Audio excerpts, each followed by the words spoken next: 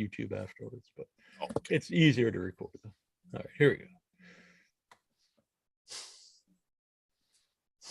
And we're live here once again at the station of decapitation without your head. I'm Nasty Neal.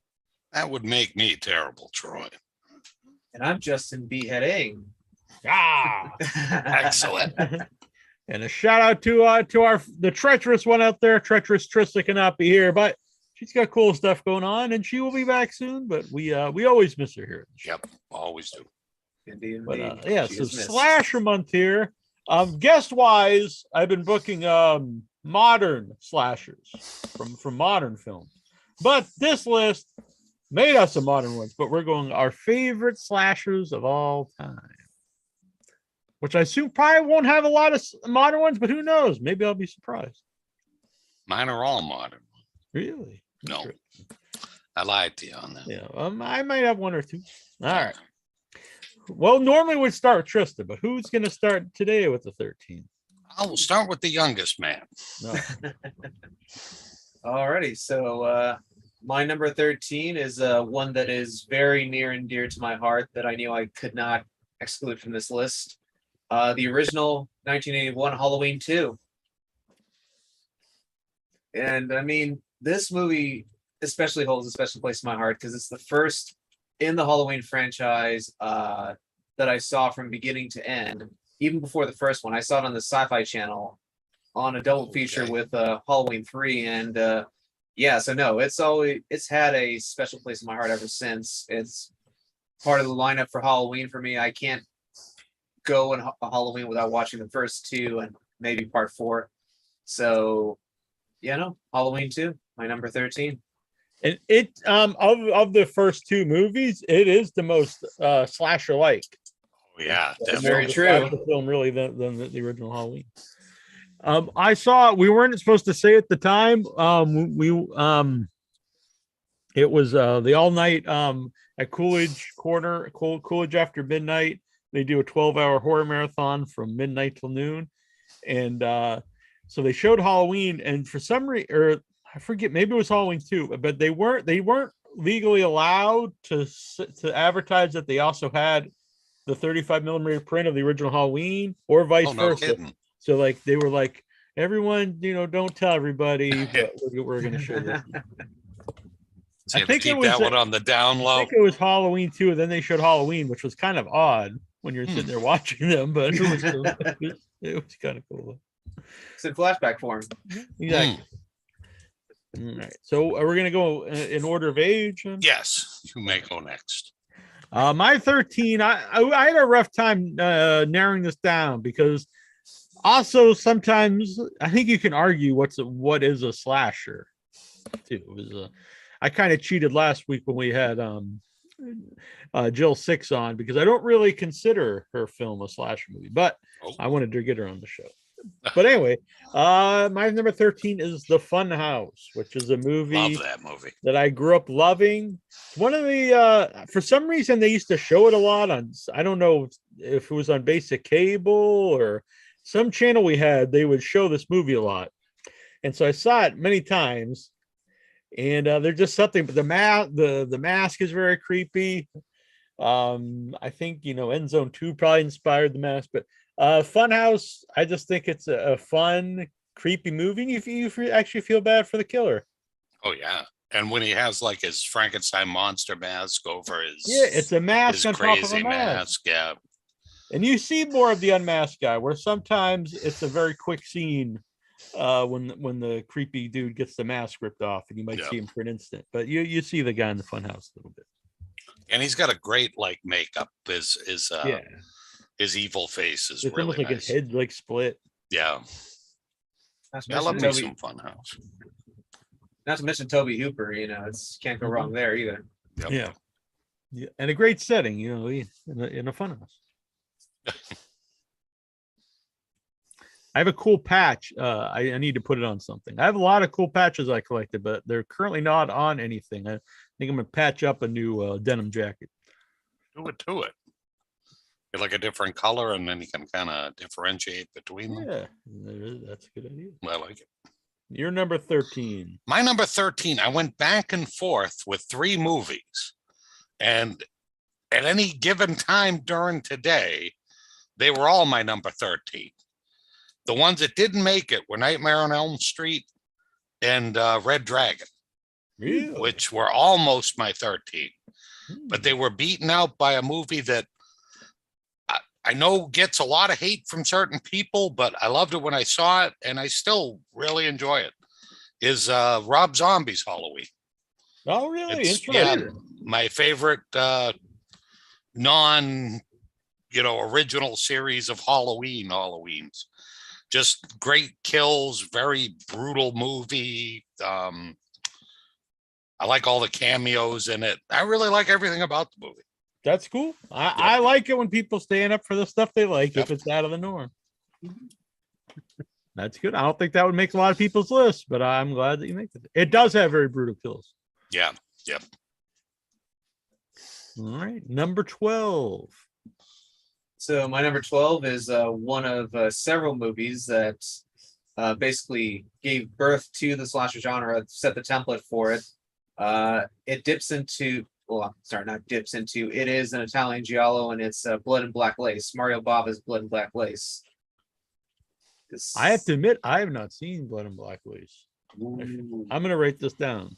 You should watch it. It's amazing. It's beautiful visual horror movie. Yeah. Very colorful. The soundtrack is great. The shots are just amazing. The set pieces, all made on a very low budget. And the director Mario Bava just gets the most out of his sets, even down to like shooting dolly shots on just like a little radio flyer wagon.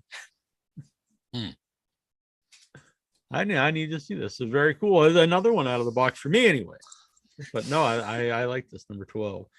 My number 12 is another movie I really liked as a kid. When I was a kid, this was really hard to find.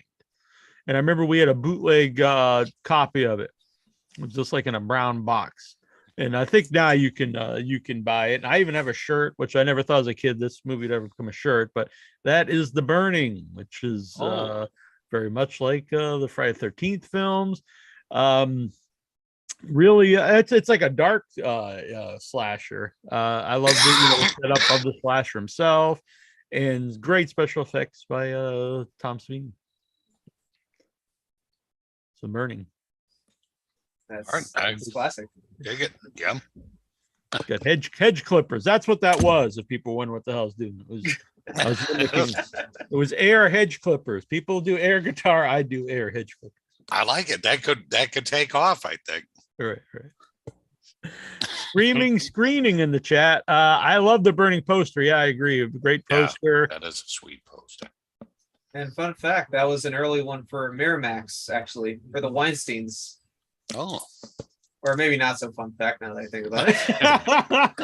The unfun fact. Interesting fact. Let's call it that. All right. I like that. Good save, I think.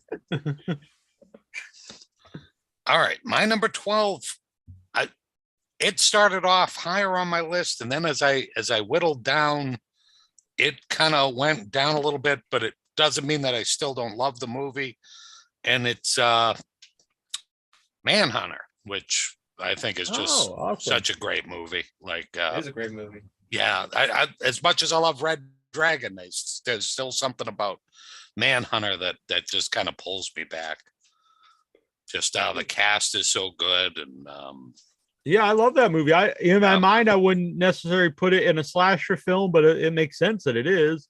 But yeah, I think like a lot of movies that I love that didn't get a lot of love when I was younger, that's a movie that people I think are starting to embrace today. Oh yeah, because for years a lot of people don't even know about it. And it was, but like you can't say it's a better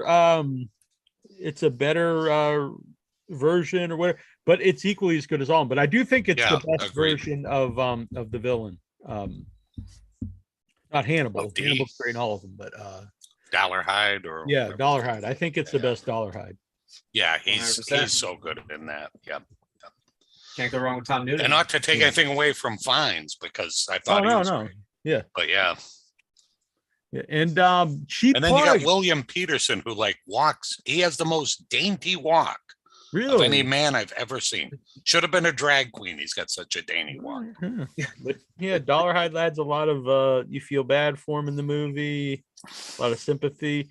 And cheap plug, you can listen to our Tom Noonan interview. Yep. Everyone warned us about interviewing Tom Noonan. They said he's not a nice guy. I'll hang up on you.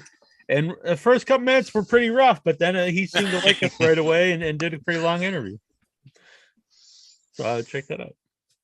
And Screaming also says, I want Justin's Evil Dead bottle. Might have to pinch it. I like the placement of it too. I like his field of depth here he's got. Yep. If anyone takes us in the future like they did Jaws and make it 3D, it's going to be easier now. Oh, sweet. That's perfect. Yep. When we remaster future episodes. Or even hell, going along with slashers, Friday the 13th Part 3. That has probably, just unrelated note, that has some of the most depth you can see in a horror movie in 3D. I saw it in 3D years ago, and I was just amazed at the different layers that they had between the characters and the sets. But that's not on my list. That's just an unrelated note. Oh, okay. I thought that was your 11. It's an open. I do love movies that poke things into the camera, and they do a lot of that. My idea to make for a short film is a short film that the like kind of the joke of the short is that it was filmed in 3D, but we didn't have the money to make in 3D, so everyone's just poking stuff at the camera all the time. Oh, that would be very awesome. funny to me and 10 other people, but yeah. Yep, keep it a short, I think. right. After you're an hour and 20 minutes into that one, it's like what is jokes worn a little thin. Exactly. All right. So you're number 11, Justin. So my actual number 11, tangents aside, is the original Nightmare on Elm Street. This was kind of one that I knew had to make the list in some way. It's it is pretty low on the list, and I do love this movie, but I can definitely say I don't love it as much as everything else that's higher up, but it's still a great movie. It's Robert Englund, he defined the character. Yep, he's so great in that. Oh yeah, you got, Johnny Depp's epic death scene, and just all around a great movie that made Wes Craven's career. Yep. Yeah, I just recently at the same place I mentioned they did the 12-hour marathon. They did all the first 7, and I watched them all in a row.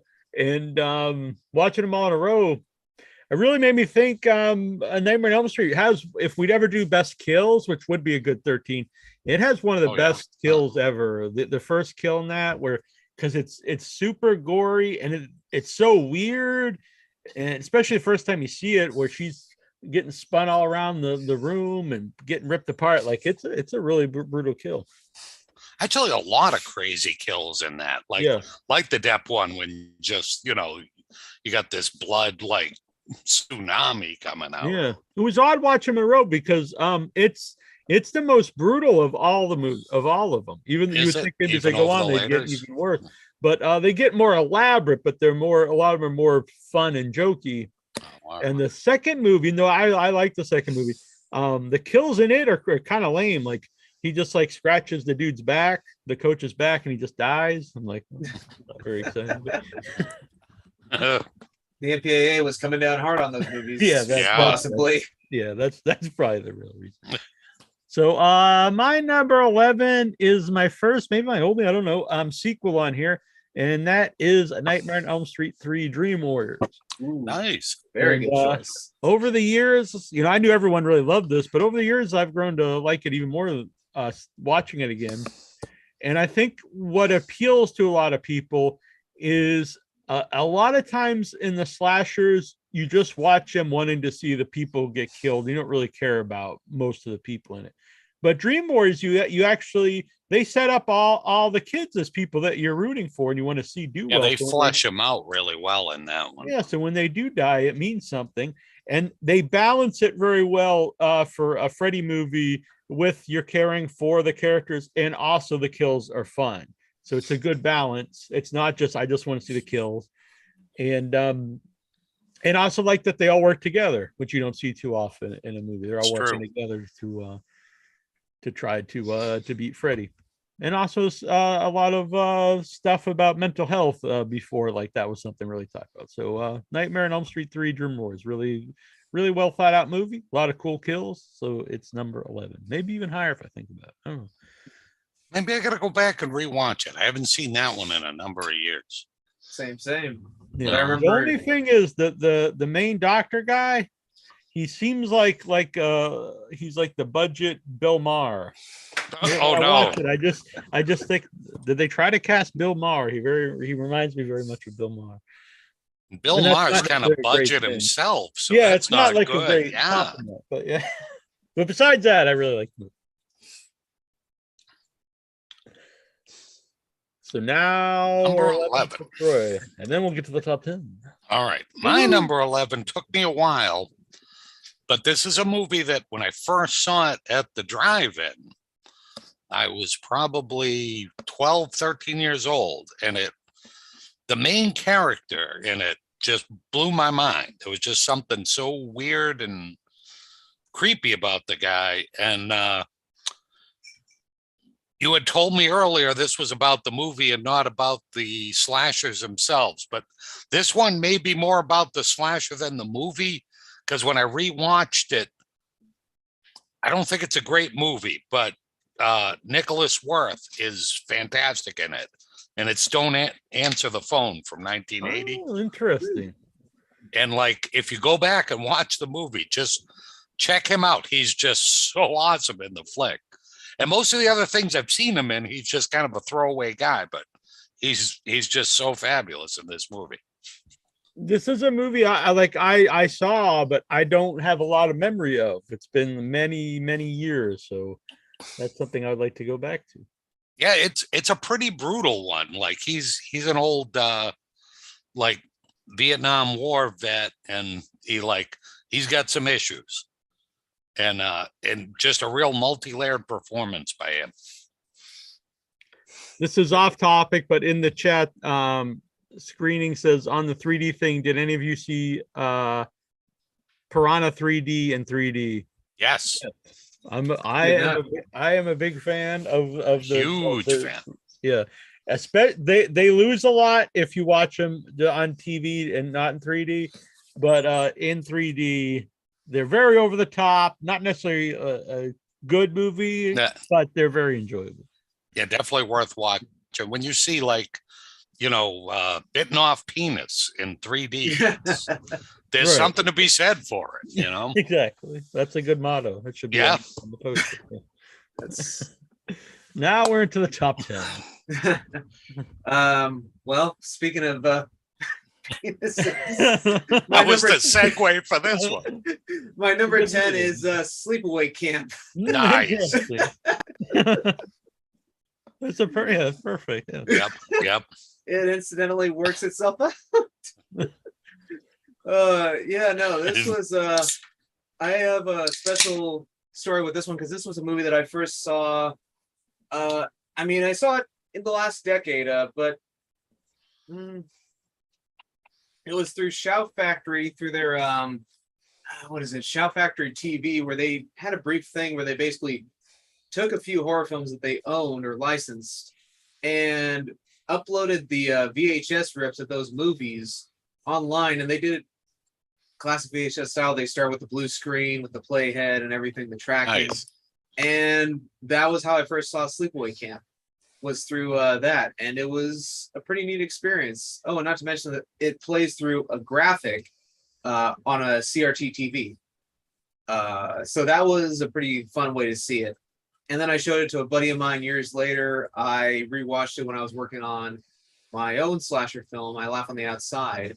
So, I really enjoy this movie, especially the very over-the-top and weird characters and some of the bizarre lines of dialogue. Awesome. Yeah, that's a great one. I love that. That's on my honorable mention list. It almost made my list. It's still one of the best endings. Oh yeah, 100%. And it's a good movie besides, Yeah. Felicia Rose. She's awesome. Yeah, she's fabulous in it.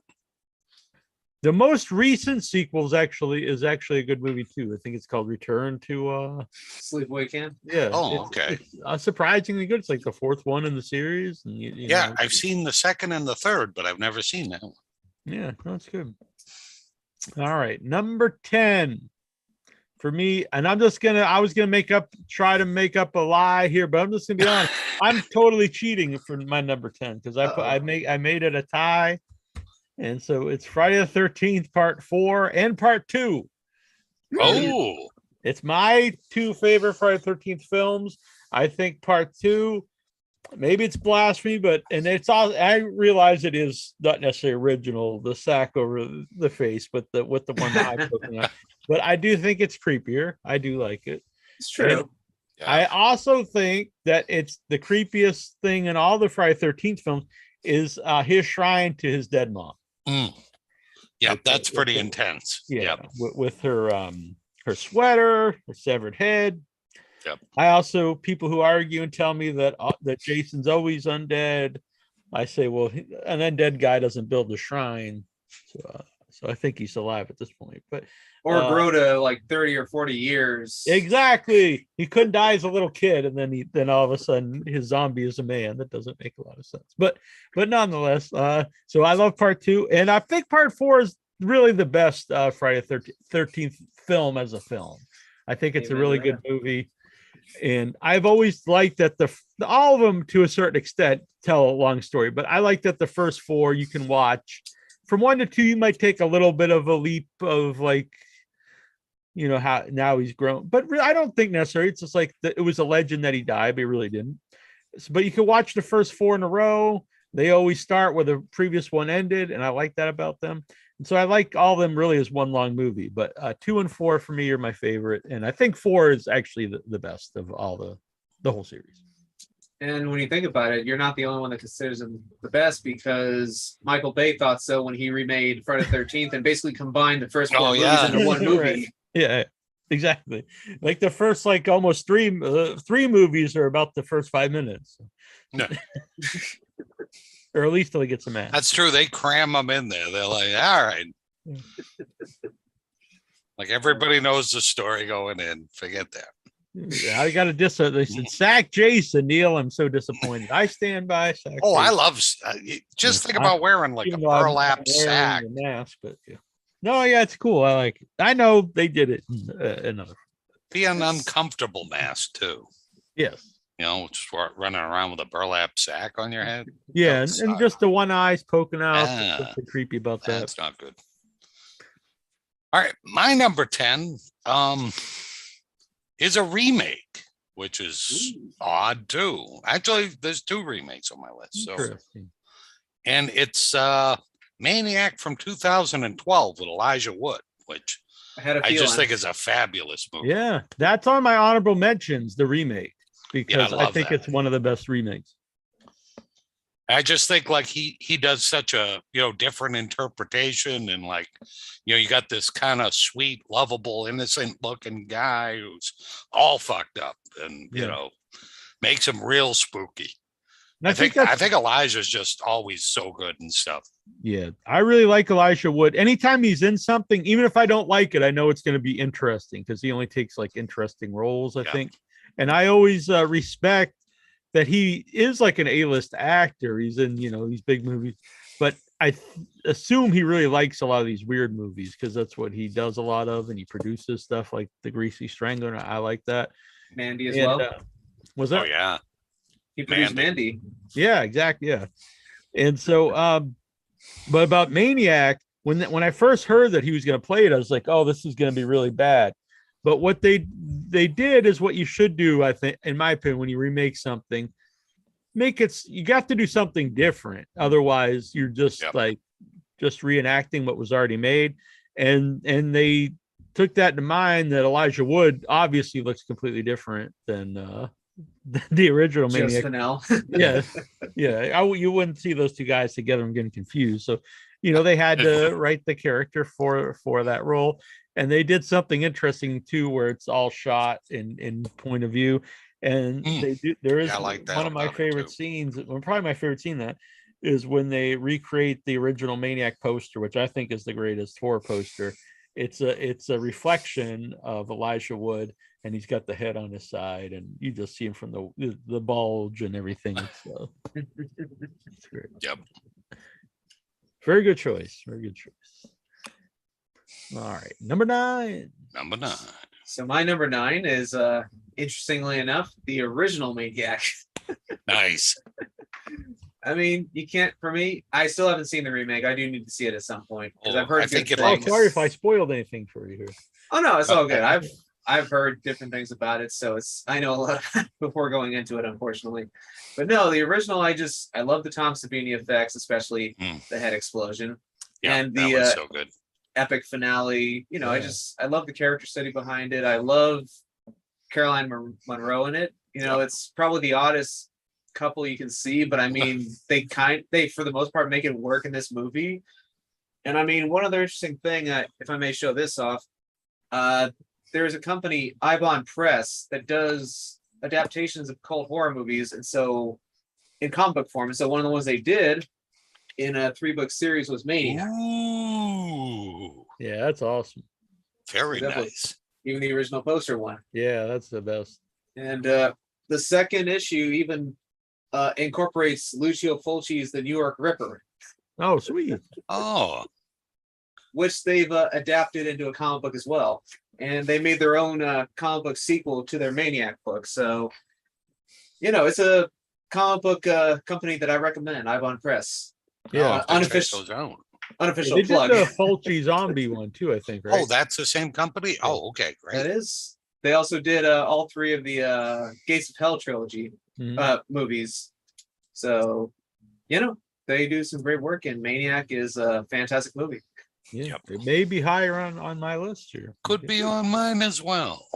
Yeah, I went to. I speak of driving. The first time I saw that was in the drive-in with my older brother here and our mom, and yeah. Then the end, like you said, it's just so weird and Oh, it's like crazy. a whole other movie. You don't know. Maybe it's in his mind. Maybe they're undead. What the hell's going on here? But yeah, I love And it. Spinell screaming is just so great at the end. Oh yeah, Like, because it's a legit, like, not that these people aren't good actors, but it's a really like good actor playing this really creepy, dirty role. oh yeah, as sleazy as it gets, right? Exactly. So my number 9 for me is my first modern film, maybe my only one on here, and I think it's the best modern slasher film, and that is Terrifier.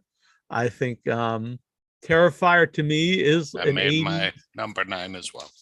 is an 80s slasher film made in modern day if they So didn't true. if they didn't have to worry about censors in the 80s. So Yep. they show stuff full on.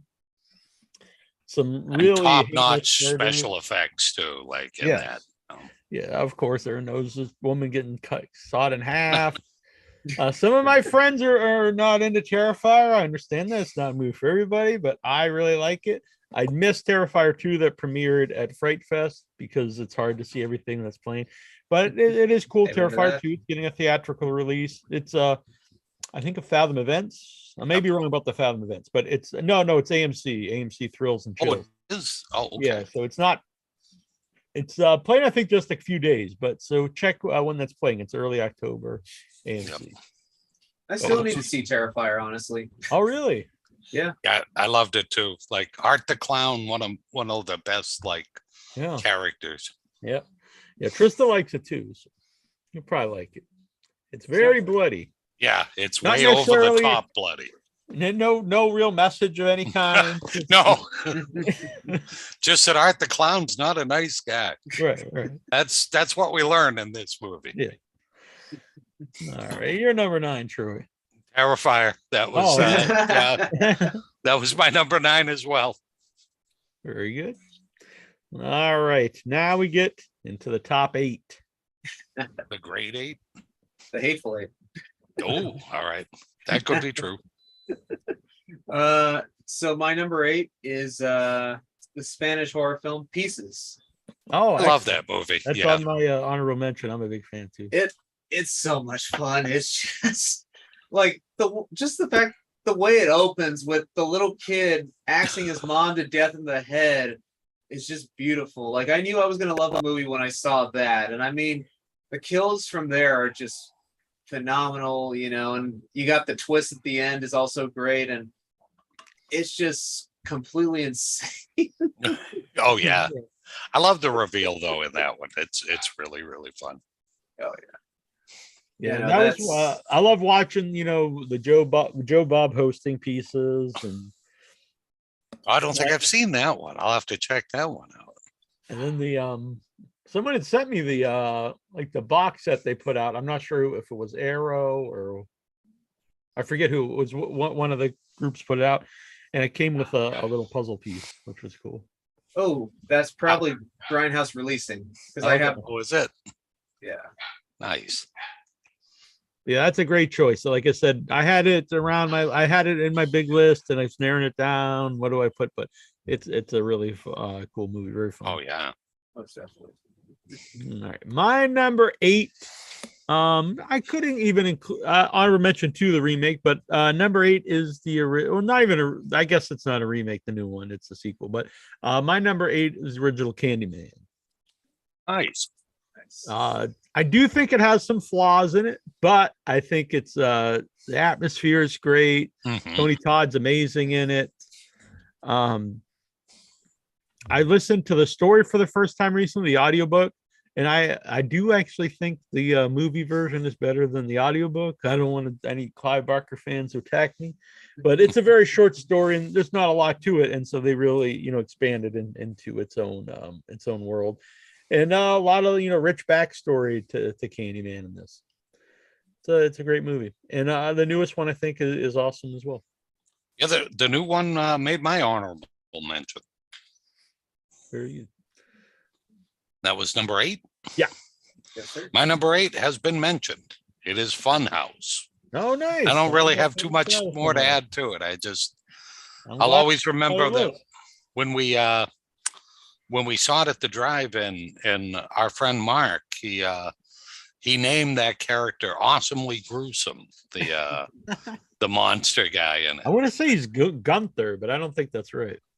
He might be. I'm not sure. It's been a while since I've seen the movie. Yeah, I'm gonna cheat and look this up. I don't think he is, but I remember I tried to get the actor on a few years ago. I couldn't find him, I don't think. But and is it his brother or his dad that's kind of his keeper? Is it his dad? I think it's his dad. Yeah, maybe. The Funhouse. All right, let's see here. Trying to find if I can find his name. Let's see, there just 10 seconds, guys. I think. Oh, he just said the knocking on the monster. door. Yeah, there. Yeah, no problem. On here it just says the monster, so I actually don't even. Oh, okay. He doesn't have a name. Yeah. Maybe he doesn't. Maybe they didn't give him, like, maybe even when his brother or father is talking to him, he just says, you know, maybe he is his brother, father. That might make sense. It could be. Maybe that's what happened to the poor guy. Yeah, exactly. Apparently, he was also in Scarface, the guy who played him. Interesting. Oh, no kidding.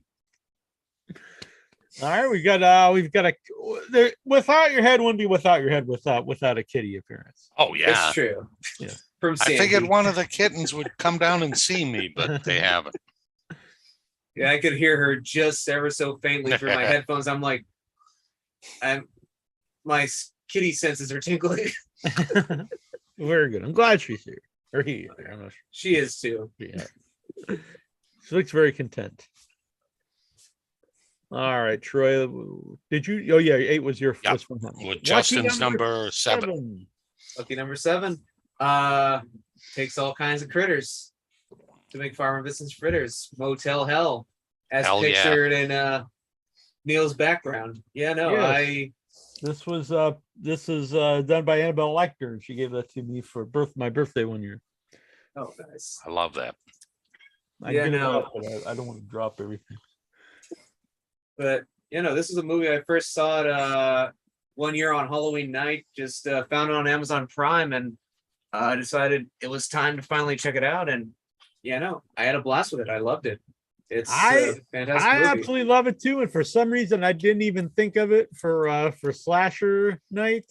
or else it would be on my list. So I'm glad that you Oh. brought it up because I love Motel Hell. Yep. It's not let's get glare so you can see, but Creepshow is the first movie my mom bought me on VHS.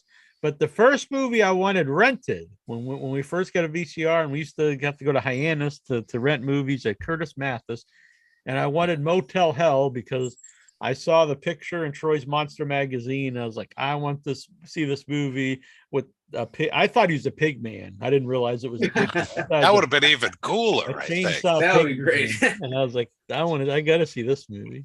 Yep. I remember seeing a still image of it it's the documentary, The Shocking Truth, the making of Texas Chainsaw Massacre. Oh, okay. Where they talk about all the movies that came in Texas Chainsaw Massacre's wake. And when I saw that picture, and they talked about all the parodies and stuff, it made me at the time not so interested in it because I was thinking, oh, it's just a cheap parody. Right. And then, but I heard the reputation it had over the years, and finally I just buckled down and checked it out and did not regret it one bit. Oh yeah. Yeah, and some weird stuff like with the people buried up to their necks. And, oh yeah. I'll always remember that sound they were making. Yeah, out there. The gurgling. So this is this is an up close of the art that's up here behind me. Oh, very nice. I love that. That is awesome. All right. So what was that? That was number 7. Number 7. My number 7, I'm pretty sure would have been number 1 on Trista's list because she's brought this up many times. Child's Play. It's my number 7 as well. Oh, very cool. Yeah, I love. I always had a thing creepy.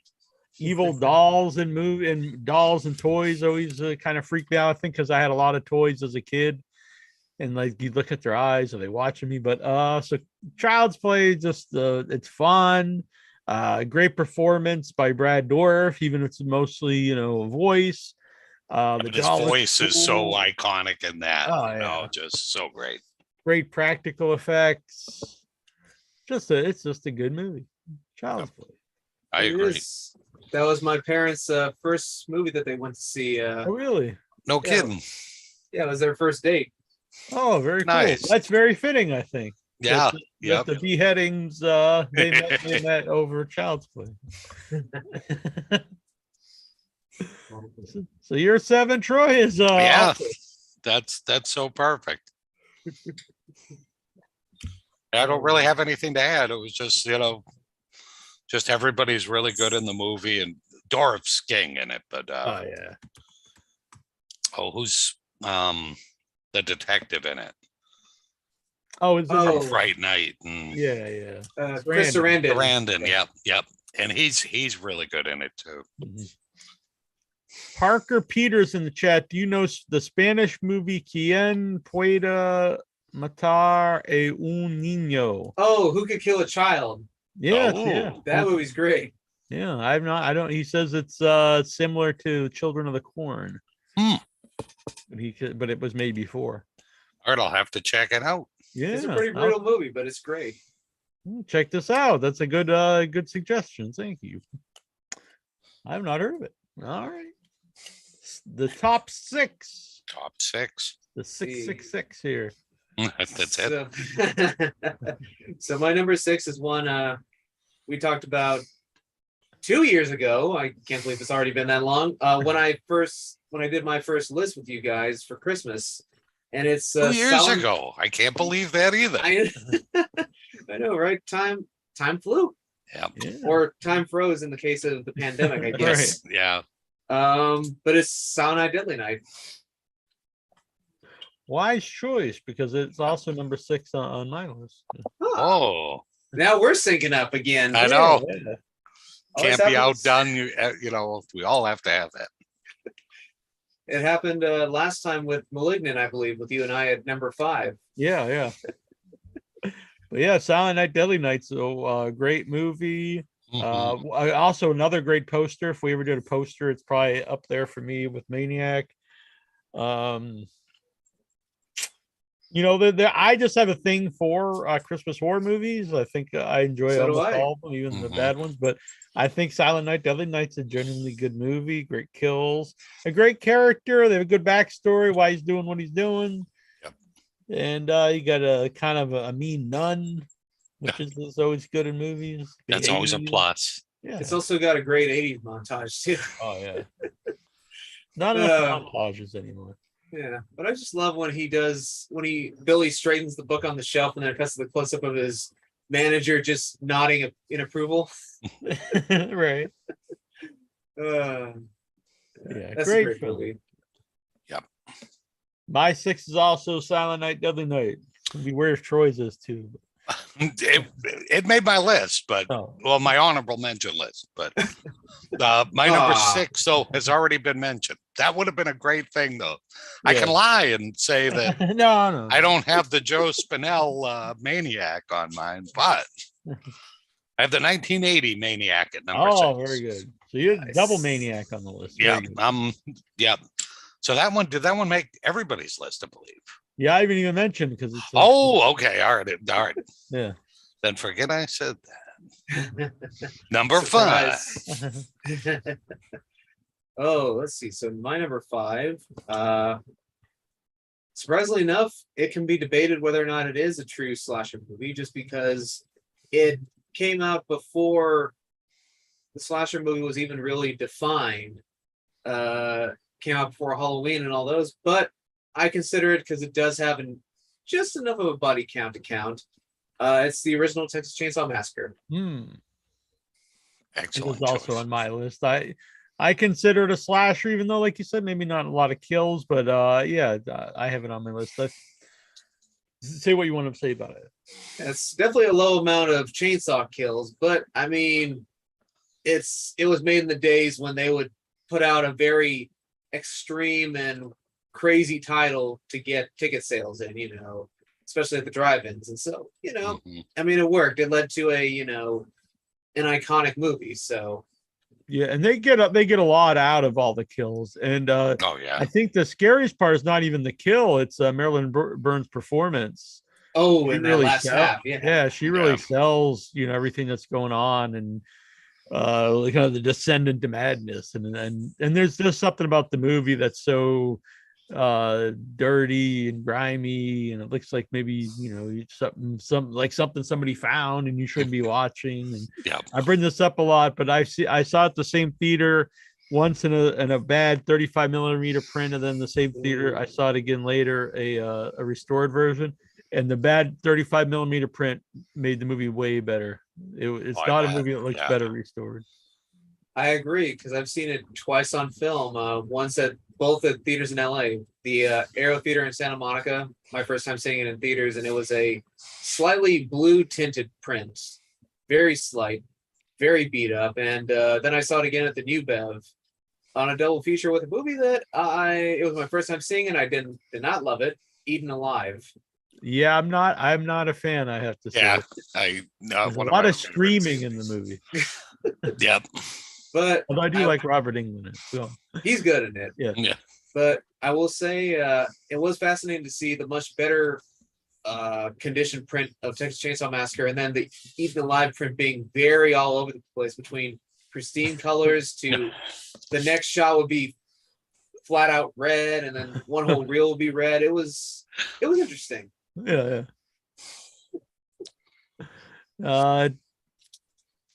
What is this? Parker Peters, does Craig Mabbitt appear well in some scenes of the Retaliators? He's the vocalist. Oh, by the way, he's in reference. I just interviewed the lead of the Retaliators, which came out yesterday, had a theatrical release, which is very cool. And so it's got a lot of cameos of heavy metal artists, but most of them are just small cameos, so they're not in it very much. But a lot of the soundtrack is all band, heavy metal band. So really cool movie. That's freaking awesome. So let's see. My number 5 was Troy's number 6, Maniac. Oh, very good. You have anything to add? Just it's great. And oh God, who's the director of Maniac? Oh, William Lustig. There we go. And so they do a thing at Coolidge After Midnight. It's kind of like their Hall of Fame, and so they induct Midnight Movie Hall of Fame. So the first year I went, they inducted Lloyd Kaufman, The second year they did Just Call Me Billy, everyone does, from Creepshow. Oh, yeah, Adrian Barbeau. And then the third year was William Lustig, and then the Saturday is actually Fabio Frizzi, so it's very exciting. Oh, nice. So, that's good company. That's a great like Hall of Fame right there. So Lustig, when he was there and he was talking about the movie, and he was saying that that the star there, he kept his severed head because he loved the movie so much, and he kept it on top of like his mantle till the day he died. Oh, no kidding. Yeah, and he always tried to make another one, and I think there's like sort of a part 2, but he never got it off the ground. But he really loved Maniac, Luce Mino, and always wanted to do another one. And I mean, he's in Rocky and Godfather and stuff. So, but Maniac held a special place for him. Oh, he was even shooting Nighthawks during Maniac, I think. No, maybe, yeah. Yeah, he's a tragic guy too. Like just the way he died, he cut himself in the shower and bled out, and he didn't think it was that bad of like an injury, and it's like, wow, that's horrible. Yeah, and suppose there's some bad stuff with Rocky because like he helped fund the movie, and like supposedly Stallone like screwed him over or something and stopped talking to him, and like that always like hurt his feelings. So I don't know that whole story, but did. Yeah. All right, my number 5 has been mentioned as well, and it's Motel Hell. Oh, excellent! Because it takes all kinds of critters, as we mentioned. The top 4. So my number 4 is another one that was also already mentioned, The Burning. Oh, nice! Huge fan. Yeah, no, it's a great movie. I mean, the design of the killer is just fantastic. The kill on the raft is also great, and it is a sweet one. You got a great first performance from Jason Alexander, who supposedly was really coming on set. So it's a fantastic movie. I agree. It is a fantastic film here. It was too hot to wear this shirt, but just real quick, I was very happy when they put this out, the Burning long sleeve shirt. Oh, nice.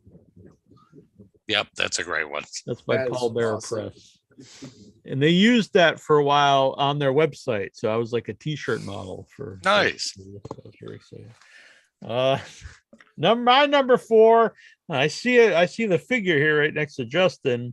Always been one of my favorites. And again, I think people are starting to give it more love, and that is My Bloody Valentine. Oh, yeah.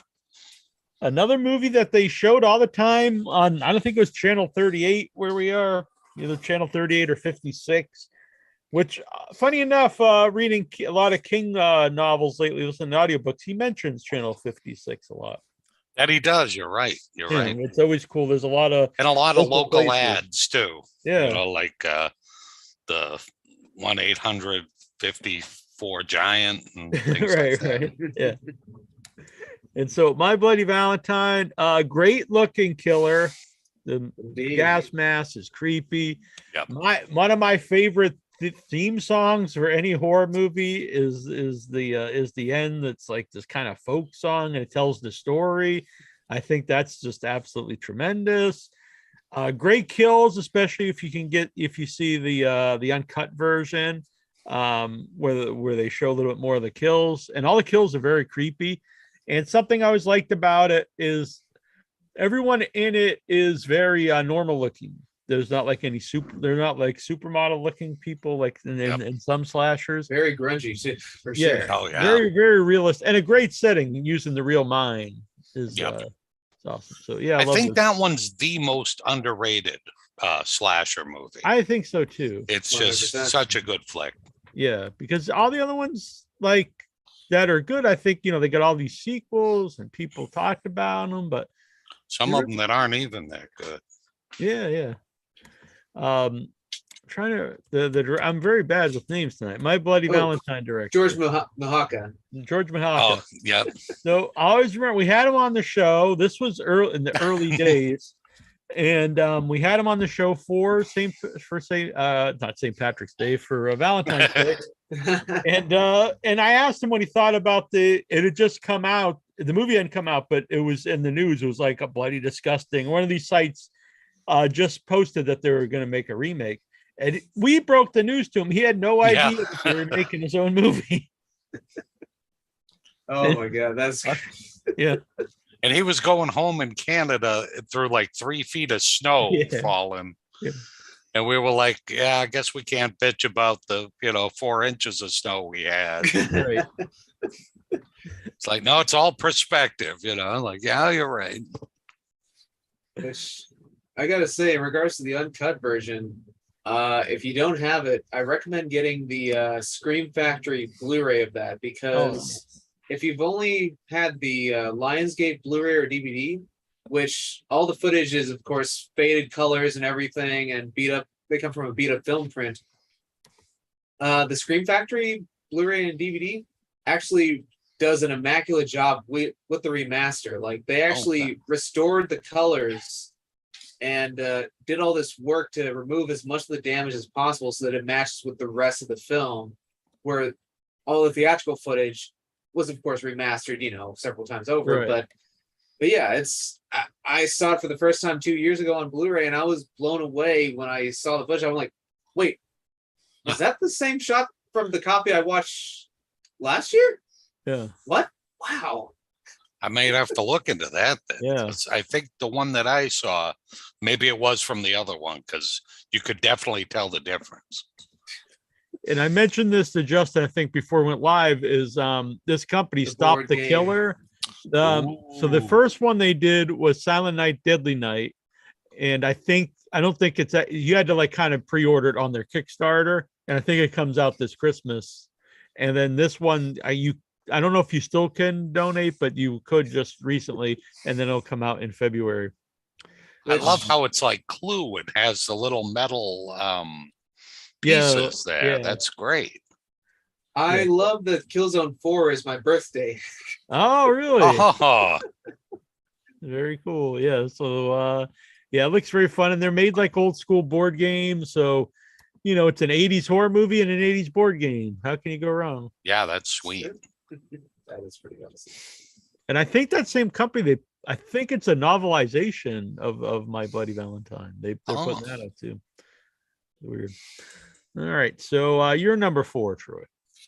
My number 4 has not been mentioned yet. And it's just such a great movie. Watch it over and over and over again. Silence of the Lambs. Ooh, I love that movie. Yeah, that's cool. You've got 2 versions of Maniac and 2 different versions of the Hannibal character. Yeah. But I mean, like, the first and the second one. For some reason, in my mind, I don't consider those slashers, but no reason not to. And, see, I had my own weird, like, sort of rules where I was like, a slasher's got to be a single person. Yeah, no, that's why I didn't include any of like the hillbilly cannibals or anything. Like, I was like, for me, a slasher's got to be a single slasher. Makes sense. Yeah, I also saw when I was looking up this, and something said that a slasher has to be a human; it can't be supernatural. Okay. Oh, so then Child's Play wouldn't have worked. Yeah, you would. Yeah, but it was weird because then they also had Child's Play and A Night of Living Dead. I mean, not Living Dead, Nightmare on Elm Street on the list, and I was like, well, I think you just broke your own rule. Yeah. So that was number 4. Number 3. So my number 3 is my favorite Friday the 13th movie of all time, and it's The Final Chapter. Oh, excellent. I agree. It's the best. Incidentally, that was also the first one I ever saw. I saw it back in 2002. They were doing a broadcast on, back before it became Spike TV, it was TNN. Yeah. Which was, at the time, they were calling it the new TNN. Because I guess they were specifically starting to show, broaden their horizons on what content they were going to show. And they had a Friday the 13th marathon. And so I watched Friday the 13th, The Final Chapter that way. And it's been my favorite ever since. I mean, especially the kills are great. Like the girl with the banana getting stabbed through the throat and Crispin Glover's dance scene, and Oh, also the that's the best. corkscrew. Yeah, no, it's and you also got Tom Savini coming back for what he thought would be the final Friday the 13th movie, and so did Paramount Pictures until they saw how much money it made. Right. But yeah, I think it's a great movie. Friday the 13th Part 4. I love it. Very good choice. Thank you. Mm-hmm. I think it's one of the last movies we saw at the drive-in, because I think not long after that they closed the drive-ins here. Yeah, I think they did. I think that could have been the last one we saw there, or it's right around that time. I remember seeing it, and I was, not old, but I was older than a lot of the other stuff. But I always remember every Friday the 13th on Channel 30 or whatever, they would always show the first like 3 Friday the 13th movies, and then eventually like the first 4. Yeah, they would show them all in a row. Let's see. My number 3, I believe has been mentioned. A Nightmare on Elm Street, the original. Nice. I think it's a great film. Great character. A different character than a lot of the other slashers, because he actually talks. Mm-hmm. We talked a lot about it. A Nightmare on Elm Street. Can't go wrong. Most definitely. Your number 3. My number 3 has also been mentioned, and it's My Bloody Valentine. Oh, very good. I really have nothing else to add to it. I just love the movie. Very good. That's one of those movies I don't think I'd change anything about. I agree. It's just one of those, like, I love it beginning to end. The number 2. So my number 2 is John Carpenter's Halloween. It had to make the list. It could not. Not. I mean, I loved it ever since I first saw it. Again, just like the second one, it's a staple. Oh, nice. Also my number 2. Oh, nice. I mean, I love the soundtrack, the cinematography. Before COVID, for 3 years straight, it was a tradition to go see it at the Frida Cinema on Halloween night or earlier if I was able to. And and also it's a movie that I always tend to make it a tradition to go visit the Myers house, because nice. It's in Pasadena, California, so it's about an hour away from me, and I go there, and I also go find which coincidentally is right across the street from right next to the old hardware store that Michael Myers breaks into. The house got moved onto a major street, and that hardware store is now an Indian restaurant. Oh, really? Oh, no kidding. Yeah. I definitely eat there then. Yeah. And it's behind the house is also a little museum that always has like little tributes to the Halloween franchise, and they especially bust out an exhibit called A Return to Haddonfield every year. Oh, sweet. So they deck out the backyard and everything, and right around there is also, of course, the other houses from the movie, especially the Laurie Strode house. Okay. And to cap off this little tangent, the people who own the house actually provide pumpkins that they put out on the sidewalk for people to take up and walk over to the little the ledge and just reenact the shot from Halloween where Jamie Lee Curtis is sitting on the edge with the pumpkin. I love it. That's perfect. Yeah. If I was there, I'd definitely take advantage of that. I recommend it. Hell, go there around Christmas time too. My number 2, and I'm not making this up. This is Kismet. We all have his number 2. Oh boy. John Carpenter's Halloween. Nice. Yeah. I wonder if that means we'll all have the same number 1. I don't know. I don't think so. My number 1's been mentioned. So. Oh, okay. But so is mine. Yeah. So, all right. It's Troy must have an unusual number 1. But I want to just add Dr. Loomis, I think, adds to the so I mentioned earlier about Marilyn Bird selling the horror of Texas Chainsaw Massacre. Dr. Loomis really sells how evil Myers is, because Donald Pleasance is just the king. Yeah, he's a man of reason, and he's trying to help him, and then he just comes to the realization like there's no help, he is just evil. And so even without necessarily showing a lot, up until that point, that just puts it in mind. Holy shit, this guy's and just how terrified he is just really tells a story, because he's like, no, you can't reason with Michael, He's just like, without that, he wants nothing to do with that dude. And there's very little blood in the movie, actually, and but you don't think that. You think of a very bloody movie, but yeah, Halloween. Oh, yeah. Fantastic. So what's your number 2, bro? Oh, My number 2 is Halloween. The Kismet. Yep. Yeah. Very We good. got- I think it wins an award here. 3 of a kind there. Yeah. All right. Oh, hello. We've got Warlock coming up to say hello. Hi, Hello. Warlock. I met the kitties, and unlike Troy's former cat, that they do not run away. Yep. Gandalf's around somewhere, but he doesn't want to be on. All right. Number 1 time. Let's Number see. 1. So I wonder if you guys can guess based on what's in the room, what number 1 could be. Could have been my number 3, I believe. It might possibly be. It is indeed my Bloody Valentine. Oh, awesome. Awesome. Such a tremendous movie. Yeah, I'm glad I yes. thought I'd have it the highest before, but I have it actually the lowest. That's one I've been happy to introduce people to whenever I have an opportunity. Usually, of course, around Valentine's Day, it's a must. It's my yearly Valentine's Day viewing movie, and yeah, no, I just Because you guys both have a birthday in February, too. That's true. Yes. Oh man! And I also even I got a prop skeleton that I drive around with in the back seat that I dress up seasonally. Nice. And for Valentine's Day, of course, I dress him up as Harry Warden. Oh, I love it. Yeah, He calls it a Harry prop, Warden. Neal. That's pretty good. I like Yeah. that. Yeah. I have to find it because I met the actor played Harry Warden at a convention. He gave me his number to set the interview, and I don't know what I did with it. Oh, no. Yeah. Peter Cowper is his name. Plays the miner, but yeah. Paul Kelman, the lead of My Bloody Valentine, passed away last year. It's very I sad. remember that. Yeah. Great guest and a really nice guy. Such a sweet guy. Yep. Yeah. Actually, like, I know we haven't had a ton of people from the movie, but everybody we've had from My Bloody Valentine has been super, super nice. Yeah. All right. Before we get to my number 1, we got a question here from Parker. He wants to know, what's it like working with Trista Robinson? She looks so adorable. She looks like Hilary Swank. That's the comparison I've not heard. Yeah. If you don't know Parker, she's normally one of the main hosts here with us.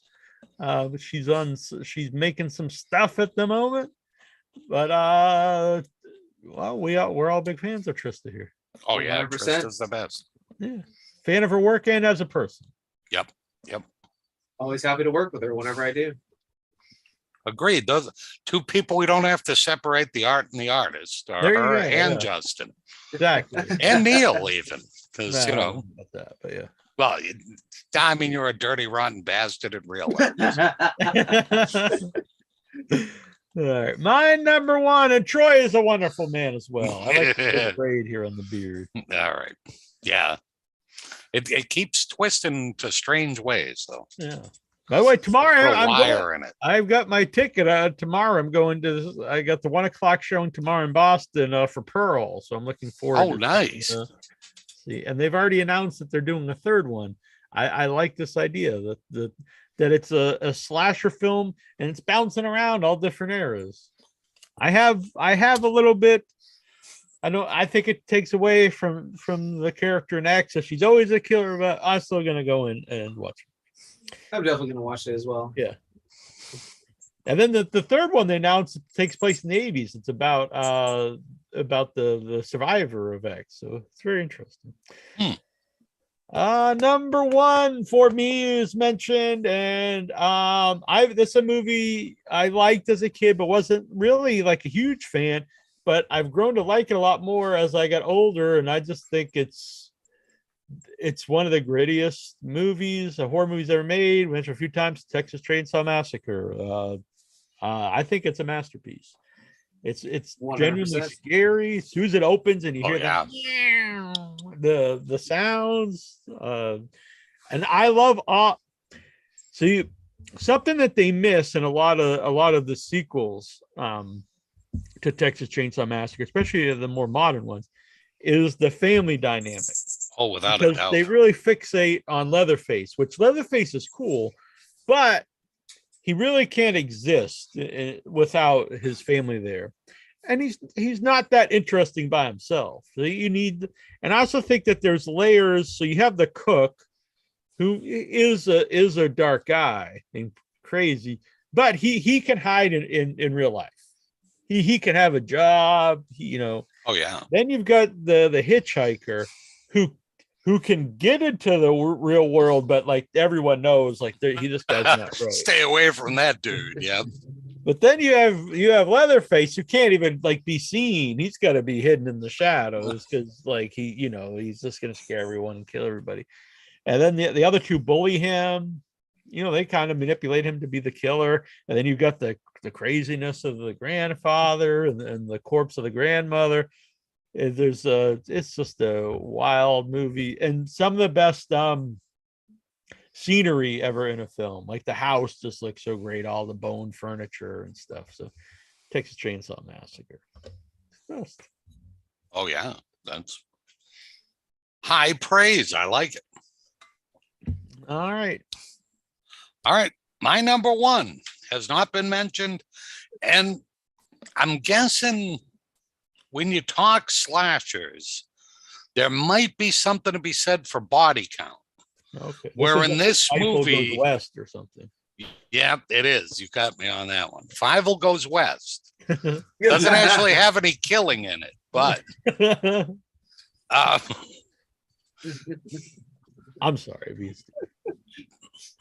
There's only one on-screen. No, I guess there's two on-screen deaths and one actual like bloody murder.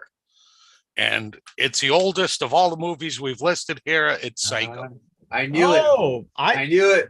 See, this is probably my favorite horror movie ever made. It's got to be up there. I know, one of your favorite all-time movies. Yeah. That's why I figured that you would have Psycho as your number one. Well, I could see it not technically being a slasher. I can understand that. Right. That's why I have it in my, and I even have a little note next to it to ask, is Psycho a slasher movie? All right. In my mind, it is. And it's the number one slasher. You know what? I think it could be.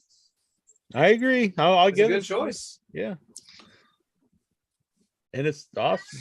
Yeah, it's hard. I mean, what can you say about Psycho? One of the best movies ever made of any genre. Yep. And I do need to show this since I mentioned Texas Chainsaw Massacre. It's one of my proudest moments, and it's also bittersweet because I hosted the panel at Days of the Dead, and it was the last time that all three were together: John Dugan, Marilyn Burns, and Gunnar Hansen. So it's a great experience, but it's also bittersweet, as I said. All three wonderful people. Psycho, what can you say? It's fantastic. It's true. It almost made my list, but there were just a bunch of others that I thought better qualified, from my opinion. Right. Not necessarily that they're better, but they fit the exactly. thing. And you could really make an argument for Psycho 2 because it's probably more of a slasher. And I don't think it's true. I really enjoy Psycho 2. It's not compared to Psycho, it's much down the list, but it's a very good movie. But you're right, it would be more of a slasher than Psycho. Yeah. Along those lines, even though I'm not a big fan of it, but I did think you could put Jaws 2 on a slasher film because Jaws 2, the setup is really it's the model of a slasher film, but it just is about a shark. Well, 3 might be that way too, because doesn't it chase him down to like I think that's Bermuda or something? Or four? Is that the fourth one? They all blend together after the first one. It's the first one, then a bunch of crazy bullshit. Yeah. The third one is SeaWorld. Oh, okay. Oh, that's right, because they crack it open or something. That's a big 3D effect in that. Any honorable mentions that we did not mention? I got a few here. The Black Christmas. That's good choice. When a Stranger Calls. Prom Night. Prom Night was on my list too, as far as honorables. I've got Alone in the Dark. Oh, Tourist Trap is a really good movie and came close as well. Not technically a good movie, but it is enjoyable and it has kills. Blood Feast. Oh, I love Blood Feast. You gotta love Blood Feast. Yep. Have you ever had an Egyptian? Fuad Ramsey. Yeah, Fuad The Ramses best. is on my top hat that I wear on occasion. It's one of the. I remember that. Yeah, yeah. Yep. A lot Funny of people. That's one Games. character they don't know. Who? Funny Games was also Games? All right. on my, which was a I had, very unique take on like Behind the stuff. Mask, The Rise of Leslie Vernon. Oh, which that's a good one too. you know, like a mockumentary take on the slasher genre. I really think is a good film. Madman with Madman Mars, I think is Oh, really yeah. fun. And a great. If we were just doing straight, just the actual slashers themselves, I would probably. They might have to do another one just for slashers. Yeah, yeah, like for the actual the characters. individual slashers. Yeah. I think that would be a fun one. One of the more recent ones that I thought was real original, but it might be a little more supernatural than slasher is Unfriended. I don't know if you guys saw that one. I did not. It's about the internet. Yeah. Yeah. It was kind of a clever movie because they made it during the pandemic. So like the people weren't actually all together. Yeah. So I thought it was a pretty clever movie. Yeah, I had Malignant on here too because I think it's a great modern horror movie and it has a very 80s feel to it. But I don't know if you consider slash or not. Yeah, there's a lot. There's a lot of kills and stuff. So, and I also want to give an honorable mention to End Zone 2, but unfortunately, only the first 60 minutes remain. So I didn't know if it could make the list. But our restoration of the film and the documentary will be playing the Once a Future Smash at some upcoming festivals. Is there any others, Justin or Troy? I think those were good lists. Yeah, I think that, and then Candyman, the remake, the newest one. Yeah. Yeah, I really liked it too. All right, well, that was very good. Yeah, thank you guys. That was so much fun. Thank you for having me again as well. Yeah. So Justin, you're like a member of the family now. Of course, yeah. We're always happy to see you. The original plan as well was next month. I was going to do Vampire Month, but the problem is I don't know how many shows I'm going to be around for. Yeah, October's kind of cram jammed. Yeah. I know. So I'm thinking maybe we'll move that into November or something. But we'll do an upcoming Vampire Month at some point, and that will include our vampire list. Or maybe we'll combine October and November. I don't know. We'll figure it out. Yeah, Halloween should last another month, I think. Yeah. So, 2 months. Exactly. Yeah. That sounds good. All right. All right. Thank you. Well, gents, thank you so much. Well, definitely. Thank you. Great to see y'all again as always. And I have some cats to tend to. So all right, I was just gonna do the same thing. I got a couple rambling around here. Kathy Zamora in the chat says honorable mention to Happy Birthday to Me from 1981. Oh, there you go. That's another. I thought she was saying happy birthday to her. Oh, all right. Well, happy birthday, Kathy. Yeah. But I realized what she's saying now. All right. Thanks, everybody. We'll be back. Right. Good night. Great seeing y'all. Have a good night. Bye-bye. Looking good, Justin. Looking good, Troy.